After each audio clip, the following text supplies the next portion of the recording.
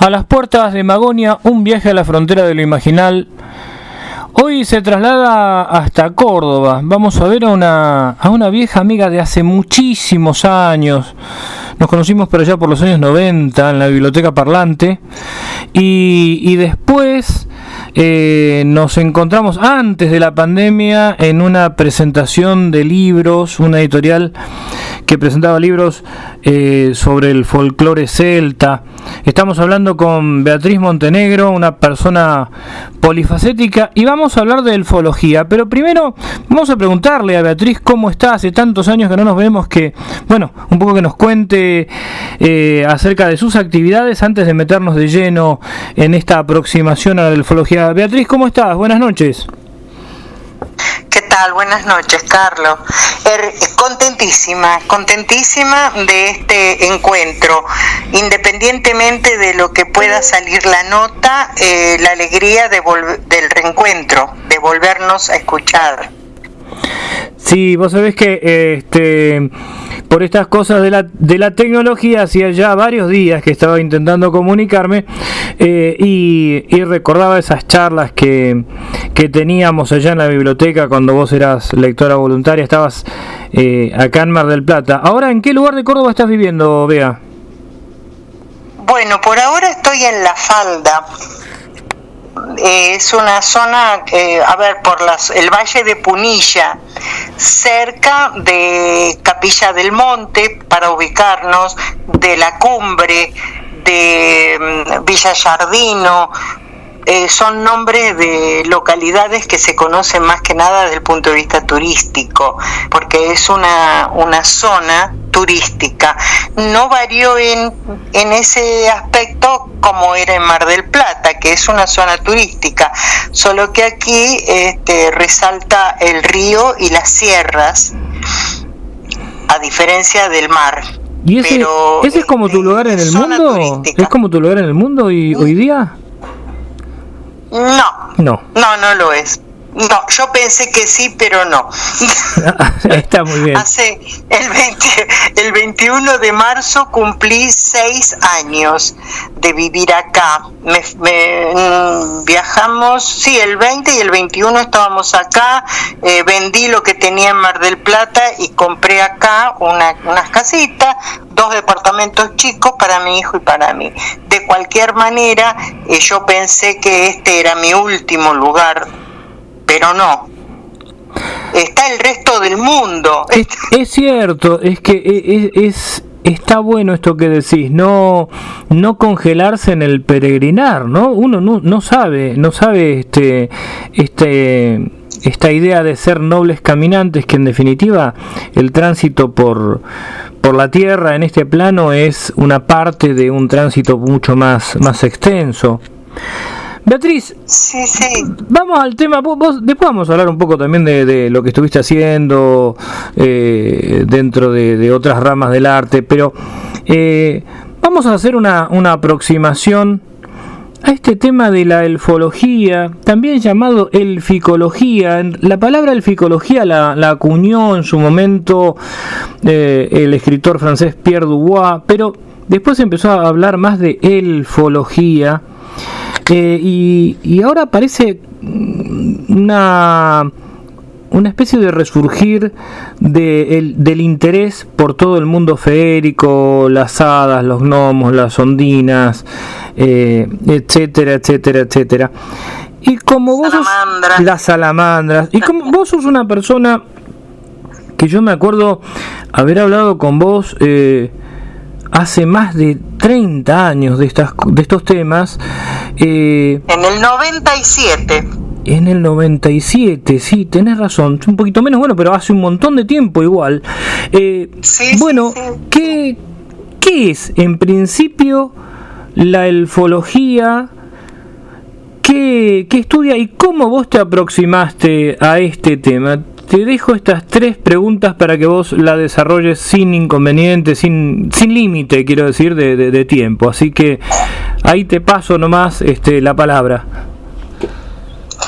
Bueno, en principio yo me acerqué tomar más conocimiento sobre lo que yo entendía que podían ser ángeles, porque yo traté de obtener e investigar conocimiento sobre el tema angelología.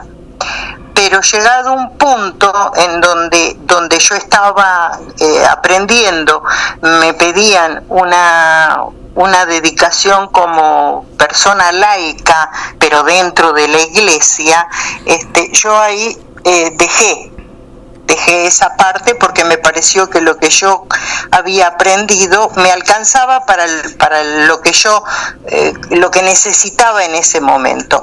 Y a partir de ese cambio encontré que al haber tenido unas experiencias que se van, como que se te va abriendo el espíritu, no sé qué pasa ahí, empecé a encontrarme, primero porque me encantaba dormir cerca de muchas plantas, empecé a encontrarme con unos seres muy diferentes a los ángeles, pero que no tenía tanta sabiduría sobre el tema. No sabía nada del tema. Yo lo tomaba como que me estaba enfermando. O sea, ¿vos tuviste una percepción o algo acerca de estos seres y de ahí surge el estudio? Primero arrancaste, sí, tal cual.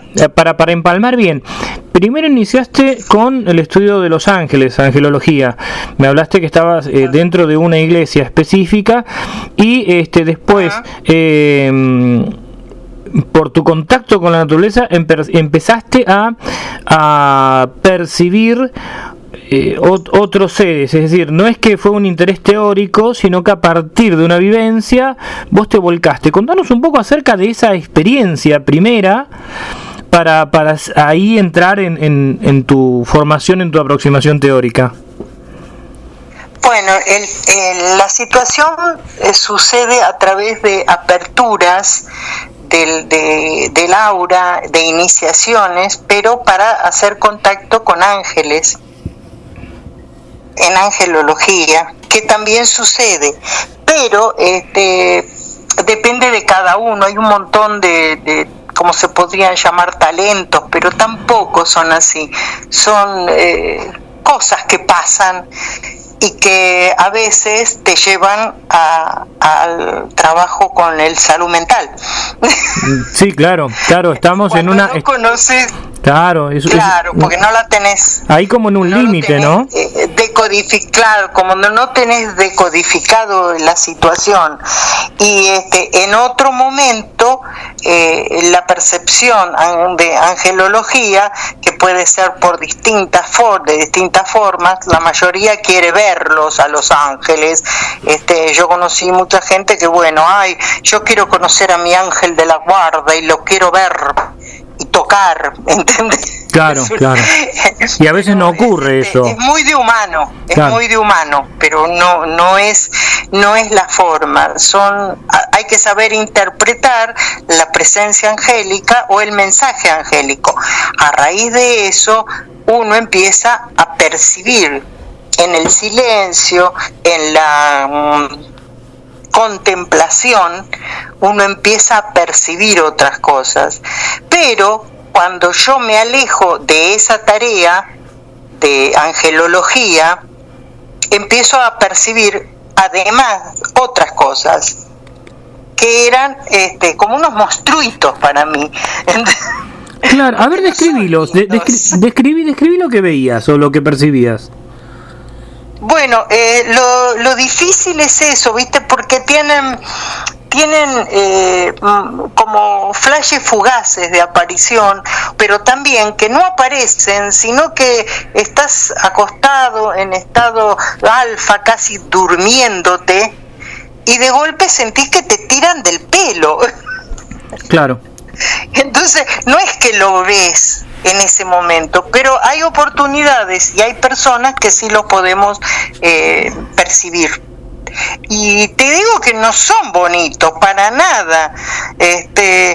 algunos son graciosos, simpáticos, pero ninguno es lindo a lo que nosotros llamamos belleza desde lo nuestro, ¿no? Culturalmente lo que es la estética, lo estético, claro, la belleza estética para nuestra cultura. Claro.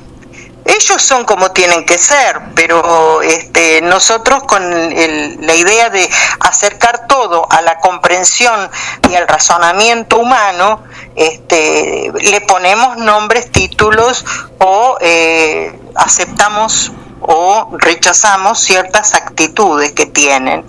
En general, el elemental, ya sea de tierra, agua, aire o fuego, son amorales, no tienen moral tampoco. Entonces, para ellos la vida es así y no cuestionan. Nosotros le ponemos códigos, reglas, leyes a todas las cosas para poder vivir en lo que nosotros llamamos sociedad. Pero para ellos no, para ellos el elemento al que pertenecen ya les alcanza y no cuestionan. ¿Me explico? Sí, o sea, no tienen un marco ético, por lo menos desde nuestros parámetros. ¿Cómo se clasifican estos seres? Vos mencionaste acá recién los 4 elementos, algo dijimos al principio, pero bueno, vos empezaste a percibirlos. Primero no tenías una taxonomía, se los percibías como un grupo. ¿De qué forma? Mencionaste las plantas, ¿cómo empezaste a darte cuenta que eran otras criaturas diferentes? Bueno, primero por el tamaño, primero por la transparencia a veces de su físico, en el caso en mi caso, porque yo los podía percibir y ver. Claro. Pero no todo el mundo puede verlos.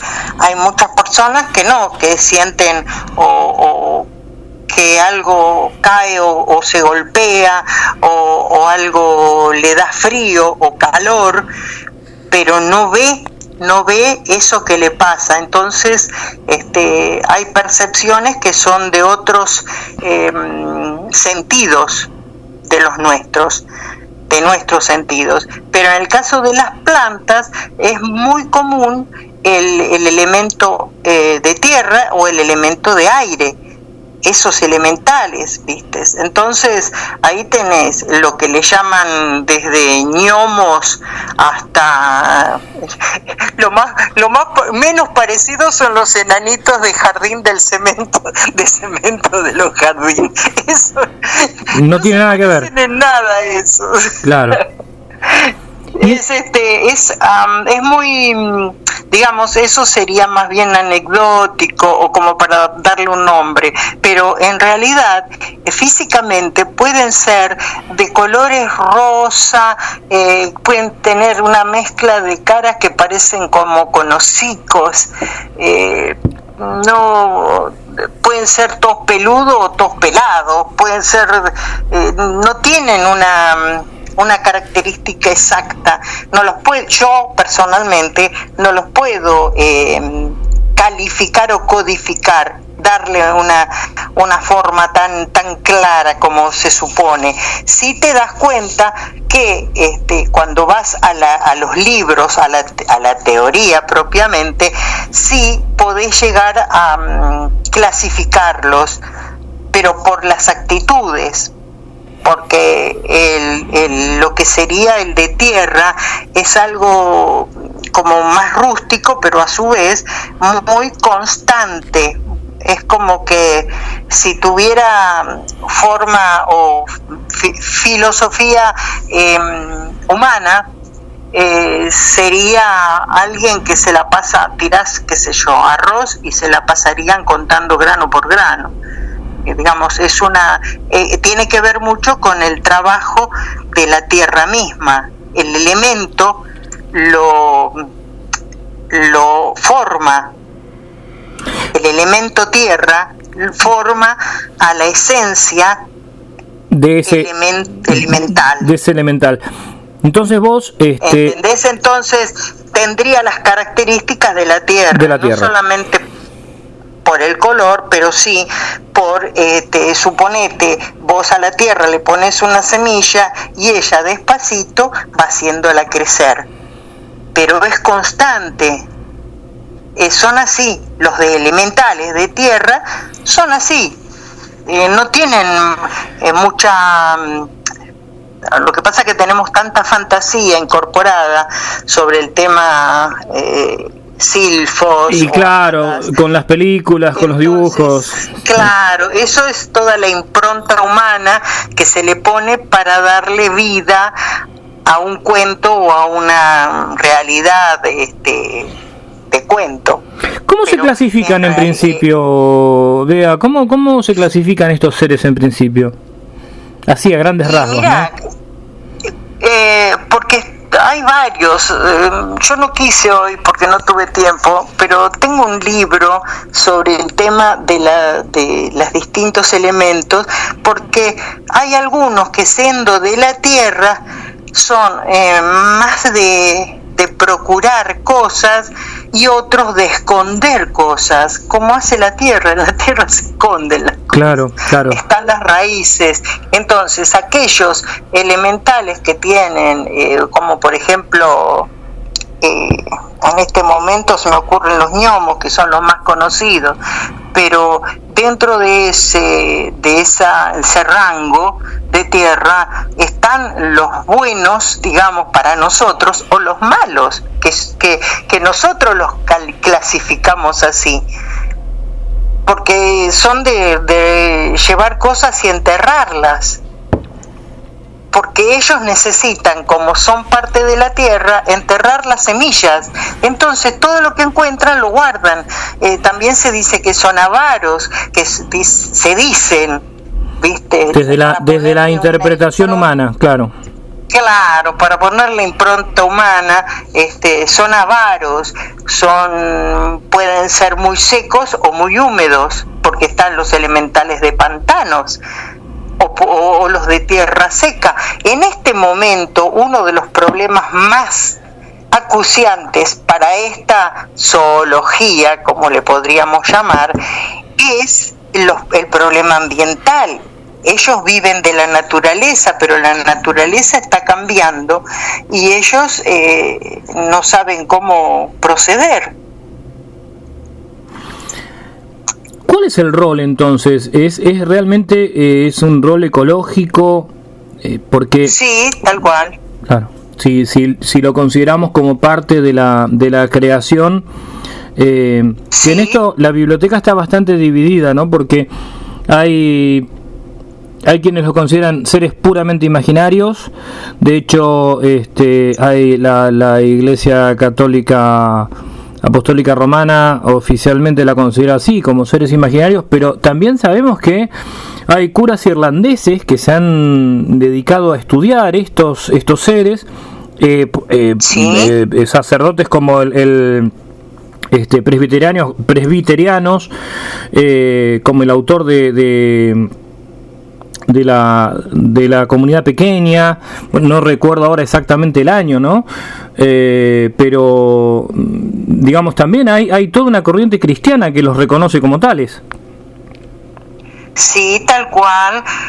Por ejemplo, me haces acordar de la famosa fundación Findor.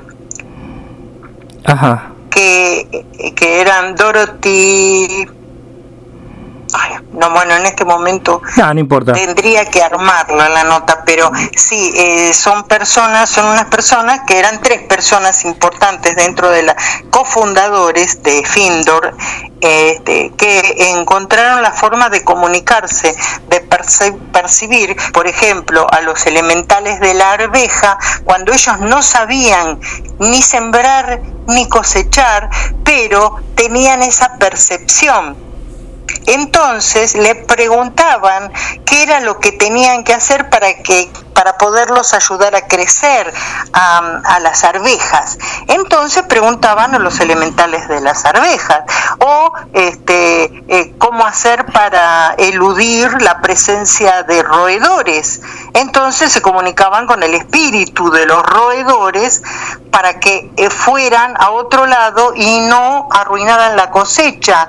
Findor hoy en día es un paraíso en un lugar que era puro desierto, y ellos se comunicaban. Yo he tenido con Dorothy McLean, que falleció después de 100 años, he tenido clases, talleres en Buenos Aires sobre el tema de los devas, como ellos le llamaban, devas, dioses chiquitos, quiere decir devas, pequeños dioses, era el nombre que se le daba, y utilizaban ese sistema a través de la comunicación con los ángeles y con los devas de la naturaleza para ayudar a la misma naturaleza a crecer y ser fértiles sin utilizar tóxicos, ningún tipo de cosa. Ellos aprendieron esa forma de sembrar y de cosechar sin necesidad de lastimar a la tierra ni a otros animales. Lo que hoy hablamos de la tanto que se habla de la agricultura orgánica o biodinámica también, ¿no? En la que trabajaron tanto la antroposofía, hay toda una vuelta a esta agricultura sin contaminantes. Es tal cual, porque ante la necesidad de alimentar a mucha gente, se olvidó de que la gente tenía que aprender a alimentarse. La cuestión era venderle. Claro, bueno, esto que vos decís, Entonces, la llamada Revolución Verde hizo grandes desastres, ¿no? Claro, la industrialización de la alimentación natural hizo esto, y casualmente eso es lo que ha dañado a la elfología en su totalidad, porque fíjate que si hablamos de las sirenas, las ondinas, vamos a tener el problema de las aguas contaminadas. Háblanos un poco. Entonces, eso te iba a preguntar. Sí. Háblanos un poco de sí, como vos bien decís, la clasificación es infinita, es complicada, es compleja, pero yo recordaba esta clasificación de Paracelso, ¿no? Que ubicaba a las ondinas como los seres del agua, las salamandras del fuego, los gnomos o gnomos de la tierra, y también ubicaba a los silfos del aire, ¿no? Sí. Y a las hadas, también son del aire. Sí. A las hadas también del aire. Las hadas, claro, están agrupadas dentro de las hadas, las sílfides y otros duendes con alas, que por eso se le llaman hadas, pero cada una tiene su distinto nombre, y también está clasificada, depende de la filosofía, de la cultura del lugar en donde las han reconocido, porque eso es lo más importante. Yo creo que todas las culturas han encontrado este tipo de seres y los han nombrado, y muchos han buscado la manera de representarlos. Claro. Entonces, son dioses menores, porque, qué sé yo, recién te hablaba de la arveja. Bueno, el deva de la arveja es la que cuida esa forma de crecimiento de esa planta en especial. Imagínate, si estás en el jardín botánico, que el problema ahora en Buenos Aires es que hacen dentro del propio jardín botánico, hacen presentaciones con música, luces a la noche, con lo cual lo que hacen es perjudicar a toda la vida de elementales en ese propio lugar, que tendría que ser un santuario. Claro, están metiendo elementos que no son propios de la misma naturaleza. ¿Y cómo empieza en los horarios y en los horarios que no son los lógicos, claro, no respetan los ritmos circadianos. ¿Y cómo empieza tu formación teórica? O sea, a partir de estos contactos, de esta percepción, más que contactos, esa percepción que vos contabas, surge tu inquietud por darle también cierto marco teórico a esto. ¿Cómo te aproximaste? Porque si no era todo para el psicólogo. No, claro. Sí, me imagino que cuando vos igual hice terapia, Pero de esas cosas no hablaba de otras, de las cosas más humanas. Eso se lo dediqué a un espacio más espiritual. Un sacerdote de la iglesia Mariavita, que tiene su orden en Grecia, él estudió y tuvo sus seminarios en el monte Athos, en donde también aprendió alquimia. Entonces él tenía todo, y en esos sacerdotes griegos de la iglesia cristiana antigua siguen esto que vos decías de la creencia, lo mismo que la gente de Irlanda, los sacerdotes. Y también después tenemos todo en Latinoamérica, imagínate todos los chamanes. Claro. Y imagínate en el Tíbet. Todas estas creencias son universales en cuanto a creencias, pero no en la codificación de los elementos. Claro. Pero existen en todas partes. Eso es lo que tenemos que tener en cuenta. Sí, no había internet, no había técnicas que globalizaran estas creencias, digamos. Sin embargo, se encuentran en diferentes puntos distantes. Sí, con filosofías diferentes de creencias y de formas de vida. Sin embargo, y en la mayoría de los casos aisladas de las ciudades.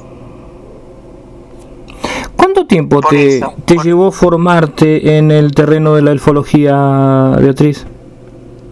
Mira, yo no hice toda la carrera, digamos todos los niveles, como se le llama, porque tuve que hacerme cargo de otros problemas más urgentes en Buenos Aires, donde yo tenía mi primer espacio, donde nací, que me alejaron. Pero más o menos estuve 2 años haciendo cursos semanales. En diferentes corrientes. En algunos casos eran como talleres o seminarios que eran de 3-4 días y después pasaban 1 o 2 meses y volvíamos a hacer 2-3. Se reforzaba lo anterior y se amplificaba con algo nuevo. Pero más o menos eran 3-4 días. Y luego pasaban 2 hasta que asimiláramos, porque no es fácil ponerte claro, porque después cuando terminás el seminario vos tenés que volver a la tierra, porque eso te eleva, es algo que te saca de contexto del todos los días de la rutina, ya sea la oficina o el trabajo que tengas o los compromisos. Entonces no podés hacerlo todo junto. No es aconsejable, porque además te empiezan a suceder más cosas, porque en cuanto vos contactás con este tipo de seres, ellos también quieren contactarse con vos. Y a veces eso produce complicaciones a nivel cotidiano. Cuando hiciste el primer seminario, digamos, cuando entiendo que después de eso llevaste adelante alguna práctica específica, dentro de lo que vos puedas compartir, porque me imagino que debe haber experiencias que son muy íntimas. Claro, casualmente, cuando estaba revisando apuntes y buscando cosas para comentarte hoy, también tomé conciencia de eso, porque hay muchas cosas que son muy personales, porque además son seres muy cautelosos, no se van a acercar a uno en una reunión, o en todo caso se acercarán los alcohólicos, viste, los que les gusta la joda, con lo cual estás con otros elementales. En otra vibración, claro. Claro, tiene que ver mucho la vibración. Uh-huh. Entonces, dependiendo de lo que vos quieras, con quiénes o con qué seres te querés comunicar, es como tenés que estar vos. Te tenés que preparar. Para angelología mucho más, no te puedo explicar. Pero en el caso de elementales hay que tener cuidado, porque si no, primero los percibís y después ellos están en todas partes. No hay espacio en el que no se encuentren. No hay espacio en el que no se encuentren. Y en este momento sí hay un montón de espacios que no se encuentran por la toxicidad de las tierras, claro, de las aguas, la contaminación. Uno de los trabajos prácticos ya de niveles avanzados, que yo no llegué, era ofrecerles a los elementales un jardín elfológico. Ajá. Pero tenés que tener una aceptación del grupo familiar, porque en ese lugar no van a poder andar los gatos haciendo pis, ponele. Claro. Te vas a tener que cuidar ese espacio para rendirles un homenaje y darles un espacio para que ellos puedan seguir viviendo. Entonces, todo eso lleva, primero tenés que ser dueño del espacio, porque si te vas a alquilar después no los podés dejar. Claro. Como hace mucha gente con los perros últimamente, y los animales. Sí, tienen animales domésticos. Y dejan la mascota. Sí, entonces, imagínate esto en los elementales. Hay ciertas pautas y compromisos que son de alto compromiso, tenés que trabajar. Por eso uno va creciendo y se va templando en la ética, en la moral, en todo lo que tenga bueno para crecimiento personal, que es lo que le vas a ofrecer a esos elementales. Ahí está el trabajo en equipo, de ambas partes, porque es como un contrato de por vida. Y vos nos decías recién, bueno, que los seminarios eran de 3-4 días. ¿En cuántas personas se reunían para estudiar? Me imagino que esto que vos nos estás contando. Los seminarios, claro, bueno, para tomar los seminarios eso dependía del profesor. El docente te establecía cantidad de personas. Claro. Era bastante limitado. Claro, me imagino que no debía ser multitudinario. Más personalizado, ¿verdad? Claro. No, para nada, todo lo contrario. Sí había cierto hermetismo con relación a quienes se acercaban a esos cursos, pero también era como una evaluación previa que hacía, porque es un sacerdote, una evaluación previa que hacía el maestro para dar esas clases y con quiénes. Claro. Cuántas personas y qué tipo, porque había niveles o grupos que ya estaban establecidos que iban a ser esas determinadas personas, y entonces él se ocupaba de dar determinadas clases. La enseñanza, todo tiene que ver con la vibración, con lo etérico y lo vibratorio. La enseñanza era, digamos, oral, ¿no? Como se hace en las escuelas iniciáticas, sí, por lo que vos estás contando. Sí, tal cual. Sí. Por lo menos en a ver, yo te soy sincera, esto es lo que yo aprendí en ese lugar, claro, con eso, esa metodología de trabajo. No quiere decir que haya otras formas o que no haya necesidad de ninguna forma, porque hay seres en el planeta que se sientan a meditar un rato y los elementales se le acercan y establecen comunicación sin ningún drama. ¿Por qué? Porque son seres puros que no están contaminados con lo social, con lo comunitario malentendido. Ese tipo de cosas, ¿viste? Hay que tener muy en cuenta.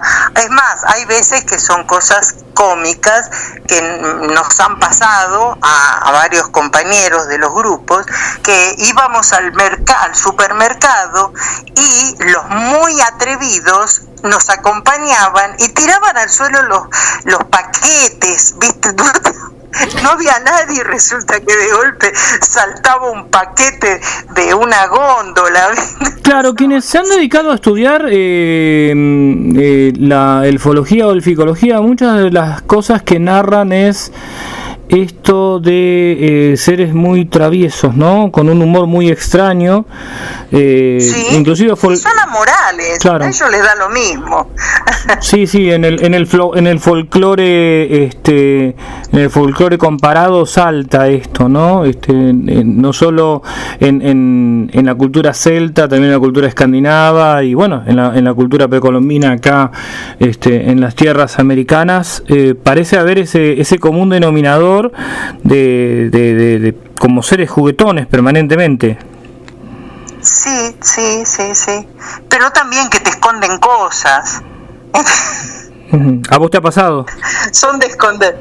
Sí, a una familia amiga le ha pasado, pero también era para protegerla.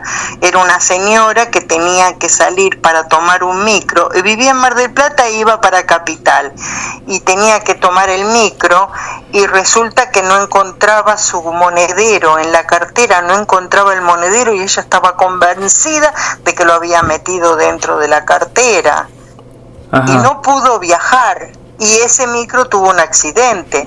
Entonces, viste, la familia agradecida, claro, por ese elemental. Ese tipo de cosas también suceden. Son anécdotas que se podría hacer libros con todo eso. O cuando, qué sé yo, vos querés prender el fuego y se apaga y vos volvés y se vuelve a apagar y hay cosas que sí, que le tenemos que dar esa importancia, pero también saber que estamos acompañados por esos seres. Es interesante escucharte, Beatriz, porque muchas veces cuando nos aproximamos, que hemos hecho algunas entrevistas a otras personas, surge el tema de la elfología o elficología como el estudio del mundo feérico, del folclore comparado, y aparece necesariamente la pregunta, ¿pero esto es un sistema de creencias vivo? ¿Es algo que alguna vez ocurrió? ¿Es algo que se estudia? Y acá vos nos estás brindando el testimonio de alguien que dice haber vivido estas experiencias y además haberse dedicado también a estudiar estas cosas. En este momento vos allá en Córdoba, en el lugar en el que estás viviendo, ¿trabajás con el mundo feérico, con el mundo élfico o más o menos, o lo tenés ahí de manera latente? Mira, tuve varios. El problema mayor es que yo durante muchos años en Mar del Plata alquilaba, con lo cual no podía avanzar en el crecimiento de ese tipo de cosas, y en Capital Federal vivía con mis hijos que no estaban de acuerdo porque tenés que conseguir una aceptación de todo el grupo familiar. Claro. Y yo eso no lo logré. De cualquier manera, al irme a vivir a Mar del Plata, estuve muchos años alquilando y el día que pude comprar, se enfermó mi hijo. que es con el que yo vivo actualmente. Yo soy responsable de esa persona, de mi hijo, aparte de mis otros dos que ya viven en Buenos Aires y todo lo demás. Claro, son todos grandes, yo la más grande, lamentablemente. Bueno, te digo que no hay forma de sacarse años, che. No, pero igual entonces, seguís teniendo la misma voz de hace 30 años, ¿eh? ¿Viste? ¡Qué lindo! Sí. Bueno, pero yo en Mar del Plata los últimos años, yo me vine en el 2018, pero del 2004 en adelante estuve practicando canto, que también eso me ayudó bastante desde el punto de vista espiritual.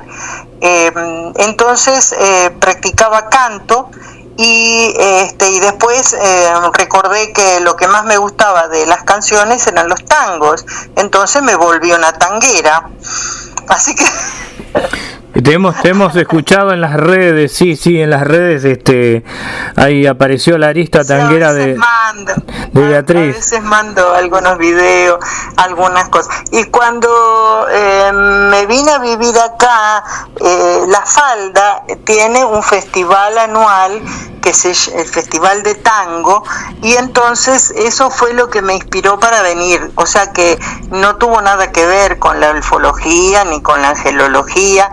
Angelología en Mar del Plata di muchos talleres en la librería El Atril.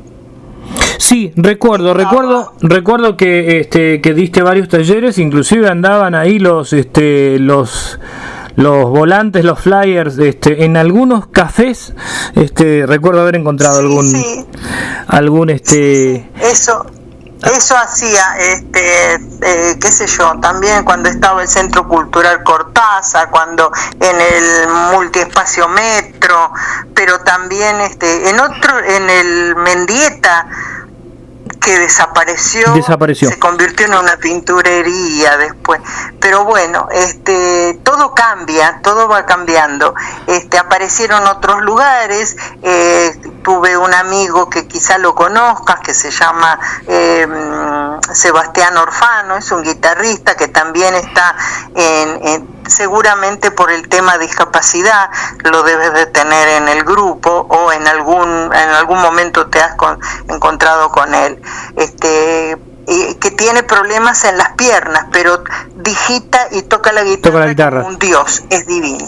Sí, muy buen guitarrista. Lamentablemente ahora está un poquito más avanzada su problema de salud, entonces no está. Claro, nos mantenemos en contacto, pero está un poquito más complicado en lo musical.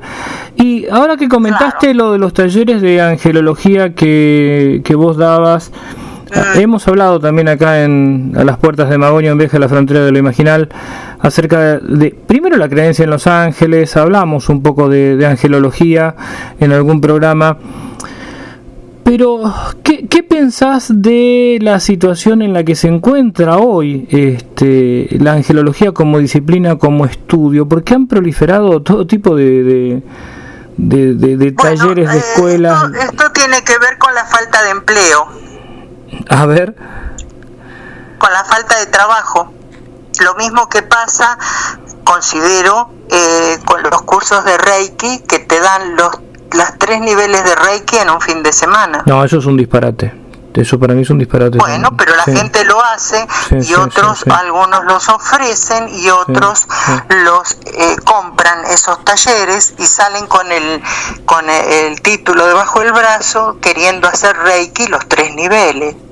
Claro, cuando tenés que aprendieron en un fin de semana. Pero eso tiene que ver con la falta de empleo, con con falta de horizonte laboral. Sí. ¿Me explico? Sí. Y es una lástima, porque se van arruinando las cosas.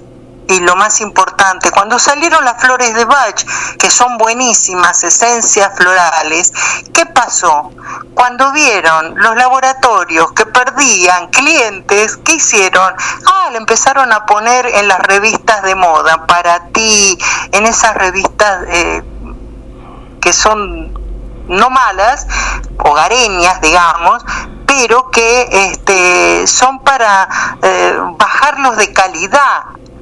Claro. Y tiene tanta importancia como la homeopatía. Yo sinceramente considero eso, porque justamente se trabajan con esencias y con energía de las esencias. Entonces, todo lo que sea vibracional y que no se puede comprobar, lo mismo que pasa con la homeopatía. Hay un montón de gente que a la homeopatía le huye, pero también hubo muchos médicos, si bien tenían que recibirse, cuando llegaron a hacer, hicieron la carrera de homeopatía, empezaron a vender cualquier compuesto y todos te hacían bajar de peso. Y las anfetaminas corrían que daba calambre en esas mezclas. Yo me acuerdo de ese furor que hubo hace algunas décadas atrás.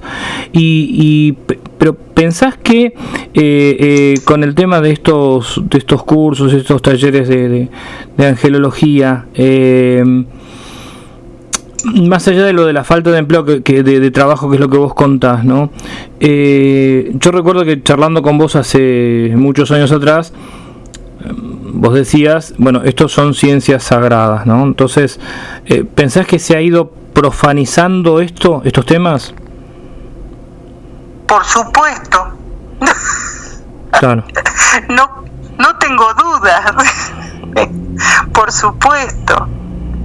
Porque todo se banaliza, todo se quiere comercializar. Ahí está el problema mayor. Cuando yo comenté en una reunión acá en La Falda con un grupo de gente amiga, y no tan amiga, pero un grupo de personas con las que yo me doy, que yo había estudiado y que soy grafóloga, todos sacaron su papelito y me querían dar para que yo les adivine algo. Y digo, no, yo no trabajo en la revista para ti. Claro, no se trata de eso, claro.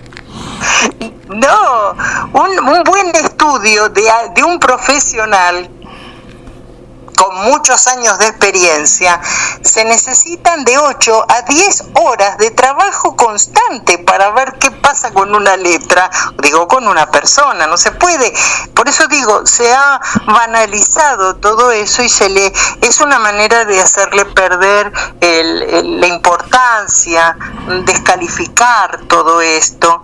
Y yo sinceramente considero que es muy importante, pero hay que guardarse, llamarse al resguardo de todas esas cosas, porque no es para todo el mundo, pero uno también tiene que darse el lugar que le corresponde. Bien, Beatriz, bueno, te vamos a comprometer para cuando puedas, así como hoy hicimos una aproximación a la elfología, ya desde una visión más práctica, por lo que vos nos estuviste transmitiendo, a diferencia de otros programas donde más o menos nos acercamos a ciertas formulaciones teóricas. Hablar también en otro encuentro acerca del campo de la angelología. ¿Qué te parece? A ver si contamos con vos, con una horita, sí, a lo también, mejor. Pero, ¿Sí? Sí, no tengo ningún problema.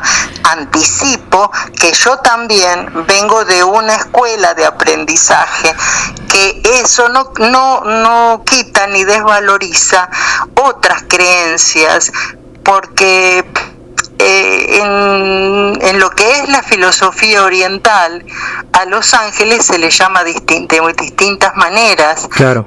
Obedecen a las mismas energías, pero lo que te comentaba recién de los elementales pasa con los ángeles, o con la diversidad de dioses que puede tener otra creencia, ¿entendés? Entonces, desde mi lugar y desde donde yo lo aprendí, te puedo dar estos conocimientos o comentar sobre el tema, pero no es la única, no son los únicos. No, está bien, pero vos estás marcando cuál es tu punto de partida, lo cual es de una es de honestidad intelectual, está muy bueno, porque siempre decimos que el conocimiento es situacional. Uno la realidad la percibe o la vive desde donde está parado, ¿no? Desde donde se ubica, y está muy bien lo que vos estás marcando. Vos te formás en una corriente, eso no significa que no haya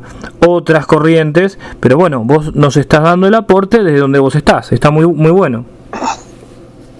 A mí me pasó que cuando hice el primer viaje con una beca a Santiago de Compostela, en el recorrido fuimos haciendo paradas para hacer meditaciones, y la coordinadora del grupo, si bien yo venía de una línea católica, digamos cristiana católica antigua,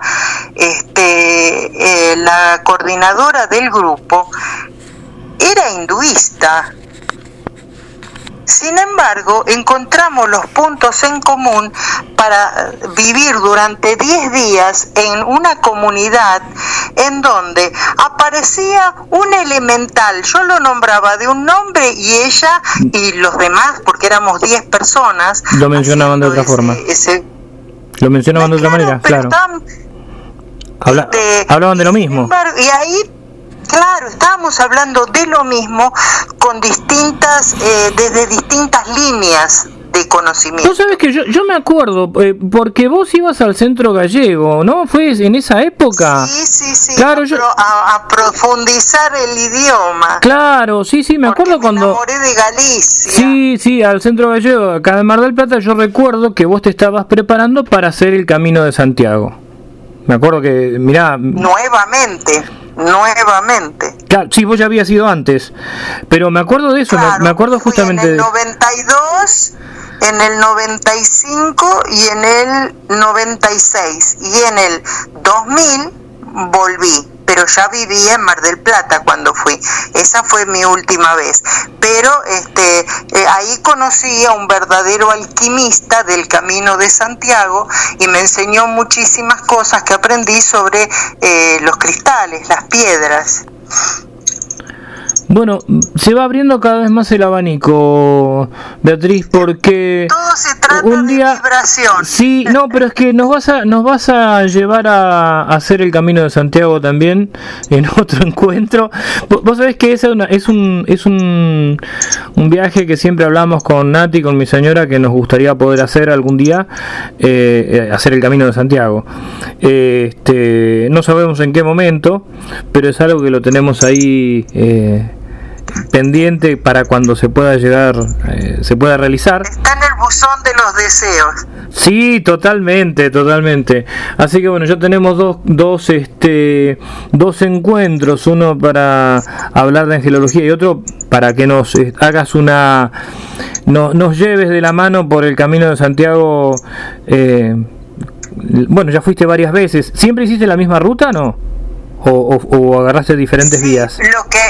No, hice la misma ruta, pero lo que sucede es que la primera vez íbamos muy apurados porque teníamos una cantidad de tiempo X y íbamos a hacer reconocimiento de los terrenos que habían sido los primeros yacimientos celtas, que era lo que a mí me interesaba, con lo cual yo del Camino de Santiago no me preocupaba, yo quería conocer los puntos energéticos que se abrieron en junio del 92 de los espacios celtas, y resulta que me encontré con Santiago de Compostela y ahí aproveché y me enamoré de Santiago. Entonces, qué bueno. Muy bien, Beatriz. Ahí tuve muchos encuentros de elementales, que fue maravilloso, y fueron grupales, encuentros de elementales grupales fueron también. Ahora me estás haciendo acordar vos. Pasaron muchas cosas. Ahora soy una cantante de tango. Sí, totalmente polifacética. Beatriz.